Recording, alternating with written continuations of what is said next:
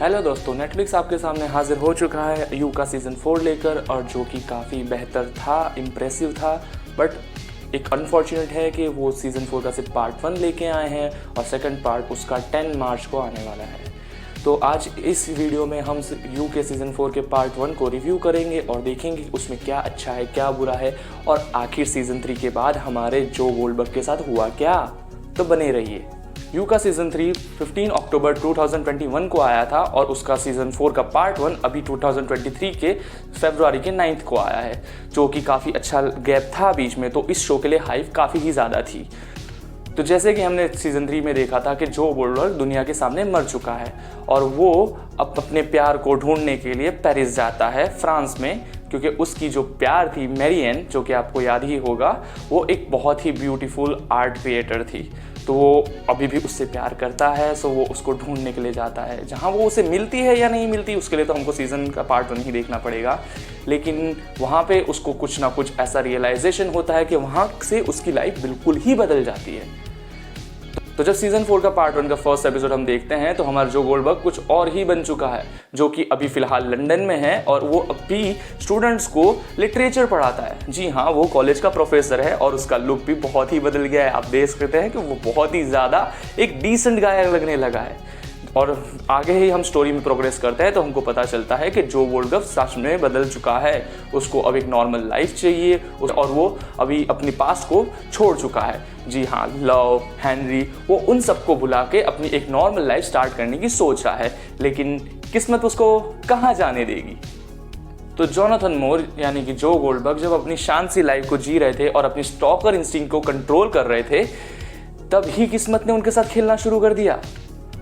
तो लंदन में जोनाथन मोर अपने एक कलीग की वजह से एक अमीर ग्रुप को ज्वाइन करते हैं, जिसमें काफ़ी अमीर लोग हैं और वो नॉर्मल लोगों से काफ़ी अलग है। उनके शौक, उनके रहन सहन बहुत ही ज़्यादा अलग है और उसमें हमारा जो गोल्डबर्ग यानी कि जोनाथन मोर बिल्कुल भी एडजस्ट नहीं कर पाता। लेकिन तभी किस्मत ने टर्न लिया और वहीं से एक मर्डर मिस्ट्री शुरू हो गई। जी हाँ, जोनाथन मोर के हाथों एक मर्डर हो गया, लेकिन क्या वो सही में जोनाथन मोर ने किया था या नहीं, या फिर उस मर्डर को छुपाने के लिए वो क्या करने वाले थे जबकि वो अपनी पास की लाइफ छोड़ चुके थे।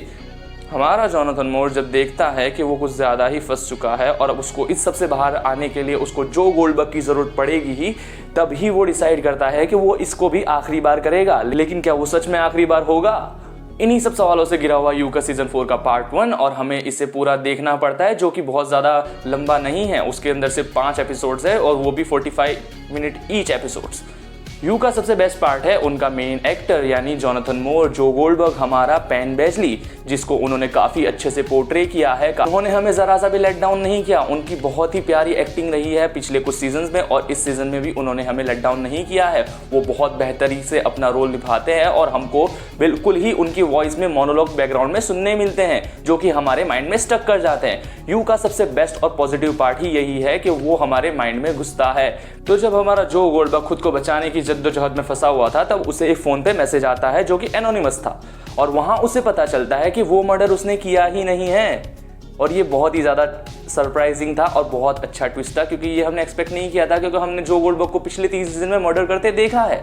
उस एनोनिमस मैसेज के बाद जो मर्डरर था वो जो गोल्डबर्ग को स्टॉक करने लगता है। जी हाँ, जो गोल्डबर्ग जो कि खुद एक स्टॉकर है, उसको कोई स्टॉक कर रहा है। हमने जो गोल्डबर्ग की स्किल देखी है कि वो किस तरीके से 3 सीजन में स्टॉक करता है अपने लव इंटरेस्ट को, लेकिन जब वो खुद स्टॉक होता है तो वो देखने में ऑडियंस को बहुत मज़ा आने वाला है। और वो कुछ यूनिक था और क्रिएटर्स को ये करना ज़रूरी था, क्योंकि हम 3 सीजन में एक ही तरह का पैटर्न देख चुके थे। तो जब उन्होंने कुछ नया ट्राई किया है तो वो काफ़ी बेहतर लगता है देखने में।